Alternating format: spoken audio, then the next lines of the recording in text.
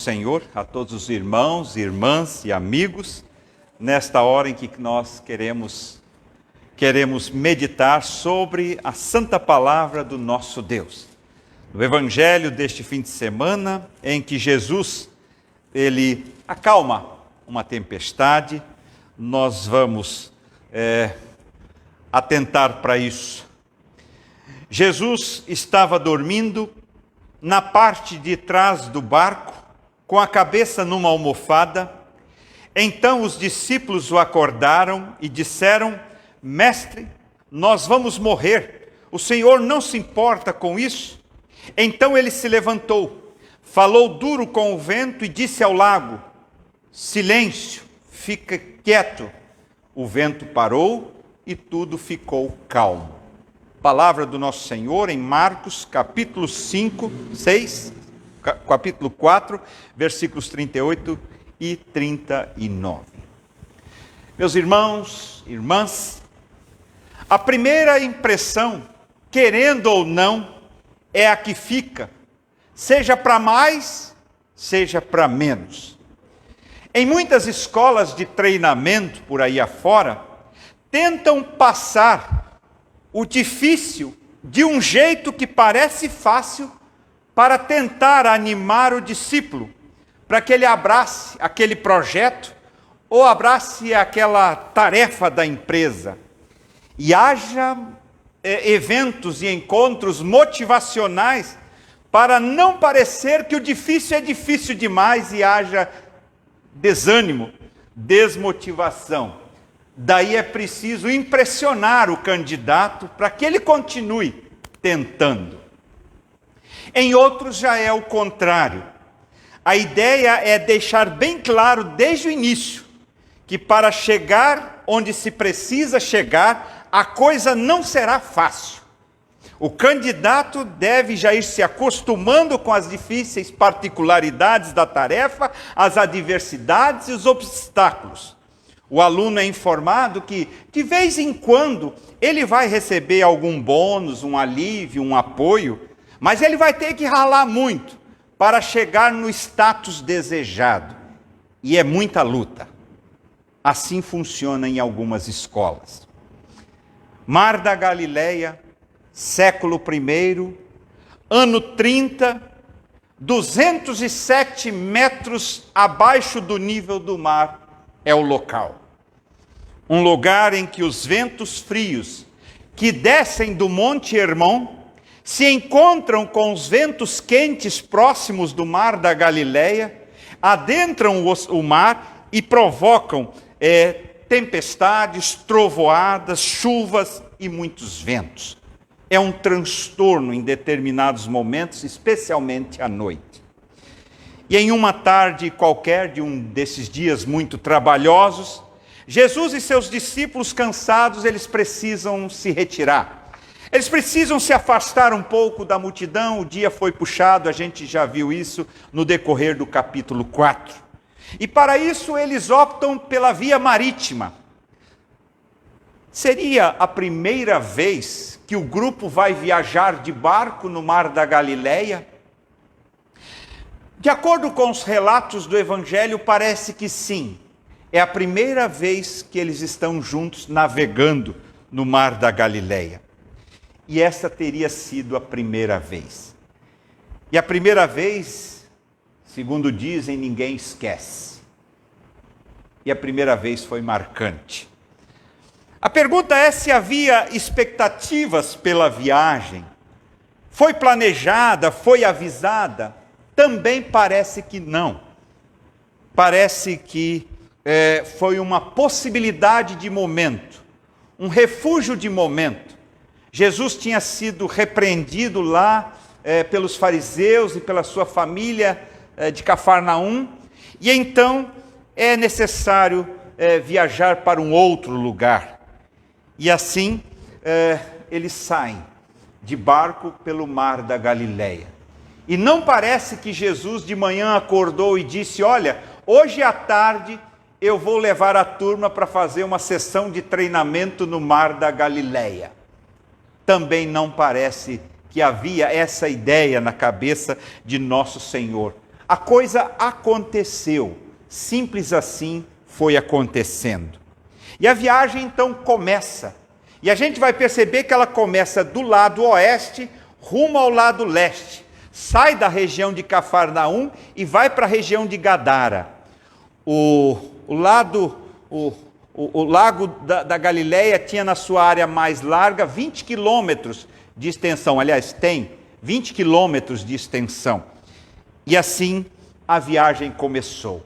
E todos sabiam que de noite não era muito recomendável viajar no mar da Galileia por conta dessas mudanças e essas intempéries comuns nas águas daquele mar. Mas parece que Jesus não levou isso em conta.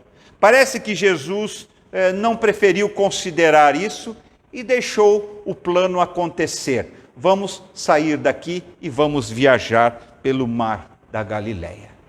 E como era de se esperar, veio a tempestade. Os discípulos, eles sabiam da possibilidade da tempestade e de que eles corriam risco.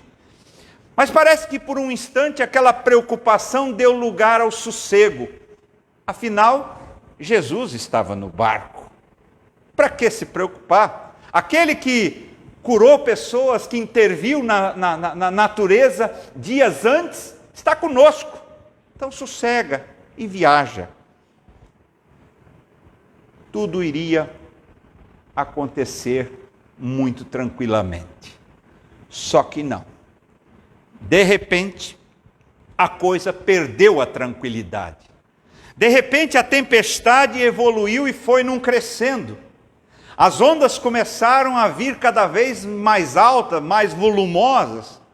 E o volume das águas começou a avançar para dentro do barco. E começou a chacoalhar o barco. E o terror começou a tomar conta daqueles discípulos que de repente começaram a procurar por Jesus e gritar por Jesus. Cadê Jesus? E todos viram Jesus no lado que mais junta água, no barco, na parte de trás do barco, dormindo com a cabeça numa almofada, como se nada estivesse acontecendo. E eles então começam a sacudir Jesus. Dormia enquanto os outros estavam horrorizados. Será que Jesus estaria fazendo isso de propósito? Fazia de conta que estava dormindo? Ou dormia profundamente sem querer? Onde estava Jesus nessa hora, se perguntaria? Estaria Jesus aproveitando a situação para promover um treinamento para seus futuros missionários que enfrentariam situações como as que Paulo descreve na sua segunda carta, lida há pouco pelo Vanderlúcio? Pensava Jesus em passar alguma lição sobre como são realmente as coisas no reino de Deus? Porque de repente, ao verem tantos fenômenos acontecendo, eles iriam pensar, olha, nós vamos entrar num mar de rosas. Queria Jesus preparar seus pupilos para serem pescadores de homens, muitas vezes raivosos, muitas vezes violentos, muitas vezes mortíferos e reagentes contra o Evangelho. E esses discípulos deveriam estar preparados para enfrentar a cara feia por onde iriam ter que passar, uma vez que muita gente reage mal ao Evangelho. Estaria Jesus querendo oferecer aos seus discípulos uma boa visão de realidade na convivência com Deus neste mundo enquanto não vem a cidade do porvir?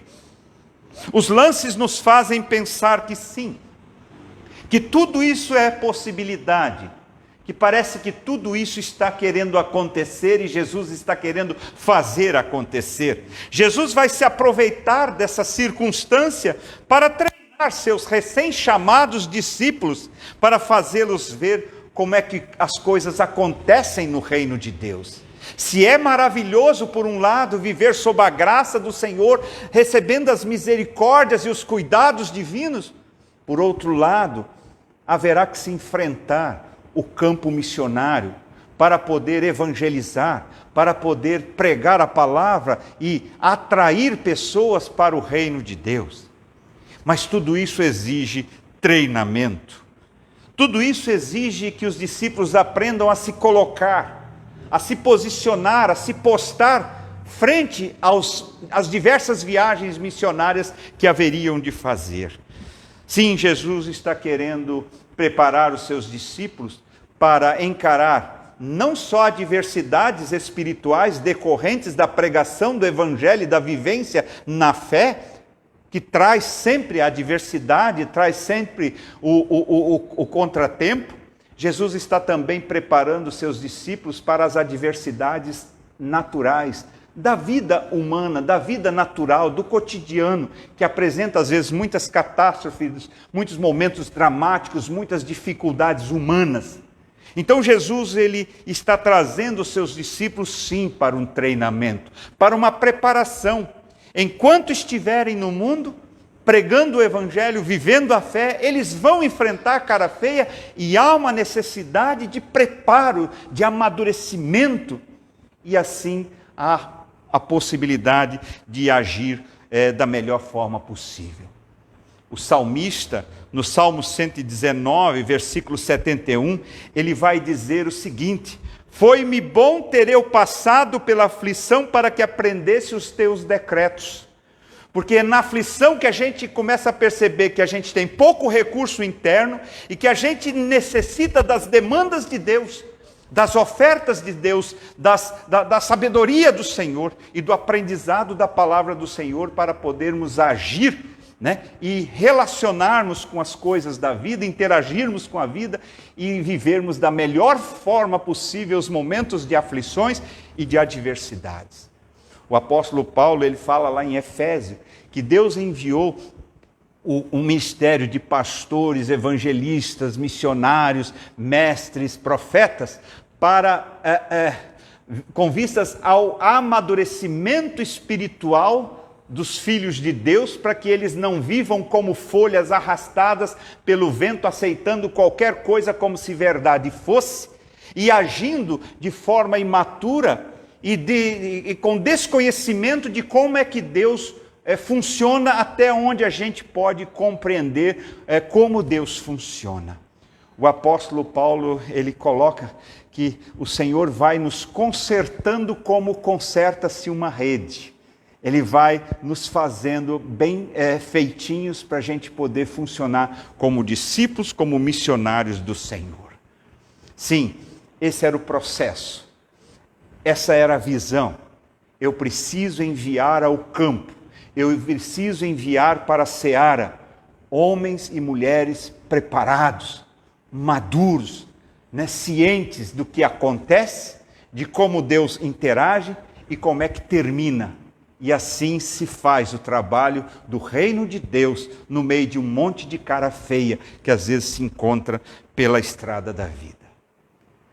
Os discípulos estavam num mar revolto, mas Jesus estava ali. O cristão está na adversidade, mas Jesus está ali. E essa palavra do Evangelho deste fim de semana exatamente para nos sinalizar nesse sentido. No meio da catástrofe, o Filho de Deus não está só. E essa é a fé com a qual nós caminhamos no meio da catástrofe. No meio da pandemia, nunca estivemos sós. O Senhor nos acompanhou, seja em meio à vida, seja em meio à morte. Seja para a vida, seja para a morte. Esse é o fato. No meio da pandemia, o Senhor estava conosco. Se fôssemos para viver, estaríamos com o Senhor. Se fosse para morrer, morreríamos com o Senhor. De forma que o Filho de Deus em nenhum momento ficou sem o amparo e a sustentação e o cuidado do Senhor. Essa é a visão espiritual. A visão humana é o seguinte: se viveu, estava com o Senhor. Se morreu, estava sem o Senhor. Aí nós limitamos. Aí nós fazemos uma interpretação equivocada.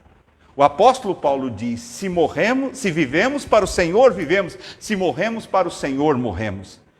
Então, o tempo inteiro, no meio de toda essa catástrofe, o povo de Deus estava guardado e sustentado pelo Senhor, para a vida e para a morte. E no meio das catástrofes da vida, nós estaremos sempre sendo guardados pelo Senhor.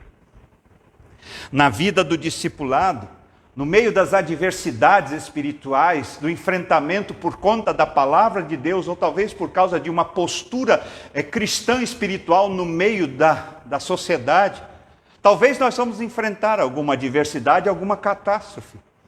Mas ali também estaremos sendo amparados pelo Senhor, como o apóstolo Paulo descreveu o que acontecia com ele no seu ministério pastoral, aqui lido há pouco na segunda carta aos Coríntios. Ele pregava o evangelho e quanta adversidade. Ele foi ele recebeu 5 vezes 39 chibatadas, só para descrever um dos problemas que ele teve. Fora o que ele apanhou, que ele foi apedrejado, que ele foi escorraçado, que ele foi corrido.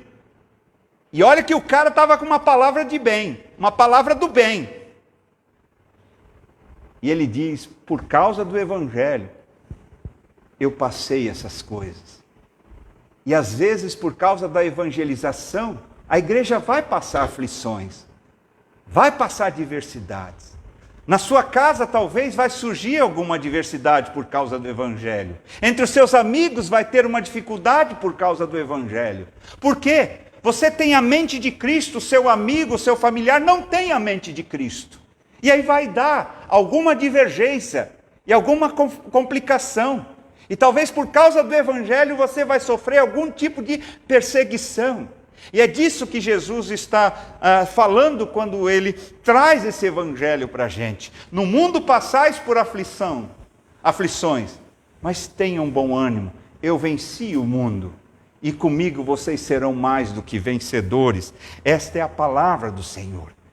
Porque nós, como disse na epístola, o Paulo na epístola do fim de semana passada, nós não nos regemos pelas coisas que nós vemos, nós nos regemos pelas coisas que nós não vemos. Nós nos regemos pela fé. Nós vemos um Cristo nos acenando e aguardando lá na vida, na cidade nova, na Nova Jerusalém. Nós vemos um Cristo, um Espírito Santo, trabalhando em nossos corações, sussurrando em nossos ouvidos a sabedoria celestial.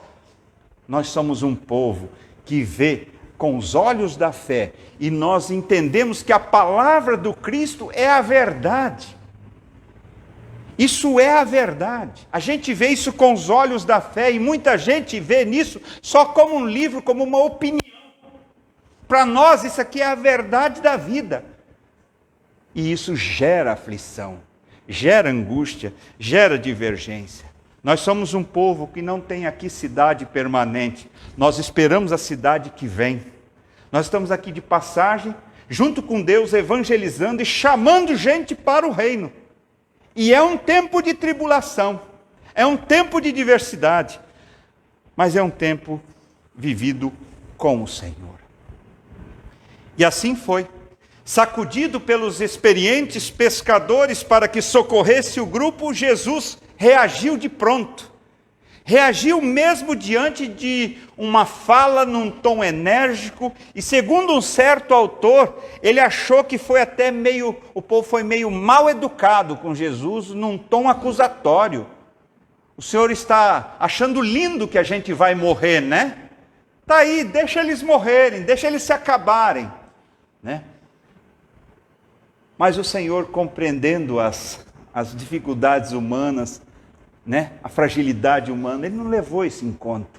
Ele não ficou discutindo o tom de fala, né, palavrório escolhido, né, frase desenhada. Ele percebeu que ali havia gente que precisava dele e ele agiu. E Jesus, ele não ficou preocupado com uma possível má impressão que os seus discípulos pudessem ter dele, naquele momento em que ele parece que estava afastado deles.